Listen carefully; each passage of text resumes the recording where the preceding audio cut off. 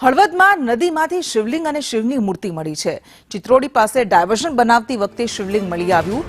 ધ્રાંગધ્રા અને સરાને જોડતા રોડ પર ડાયવર્ઝનની કામગીરી ચાલી રહી હતી। શિવલિંગ મળતા મોટી સંખ્યામાં લોકો ઉમટી પડ્યા છે। તો મોરબીના હળવદની આ ઘટના, જ્યાં ચિત્રોડી પાસે નદીમાંથી શિવની મૂર્તિ અને શિવલિંગ મળી આવતા લોકોને આ જાણ થતા લોકોના ટોળે ટોળા ત્યાં ઉમટ્યા હતા। ધ્રાંગધ્રા અને સરાને જોડતા રોડ પર જ્યારે ડાયવર્ઝન કામ ચાલી રહ્યું હતું તે વખતે બ્રાહ્મણી નદી પર સરા ધ્રાંગધ્રા જોડતા પુલને નિર્માણ કાર્ય દરમિયાન આ મૂર્તિ મળી આવી હતી। વધુ વિગત સાથે સંવાદદાતા જગદીશ પરમાર જોડાઈ ગયા છે। જી જગદીશ, શું વધુ વિગત?